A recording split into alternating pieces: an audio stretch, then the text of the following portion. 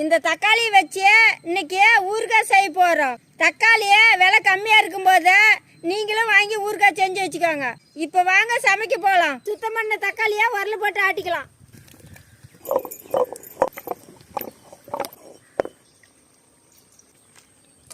மரிச்ச கண்ணை ஊற்றிக்கலாம்.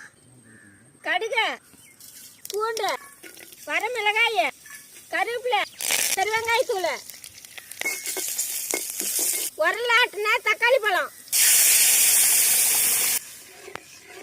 மிளகாய்த்தூள், மஞ்சத்தூள், கல்லுப்பு, புளி அரைச்சோலை போட்டுக்கலாம். வெள்ளம் ஒரு துண்டு போட்டுக்கலாம். எண்ணெய் நல்லா பிரிஞ்சு வந்துருச்சு. இனிமே வறுத்தரைச்சு கடுகு வெந்தயமா போட்டுக்கலாம்.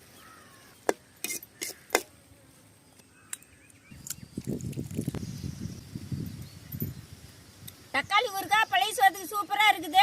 நீங்களும் ஒரு நாளைக்கு வீட்டில் செஞ்சு சாப்பிட்டு பாருங்கப்பா.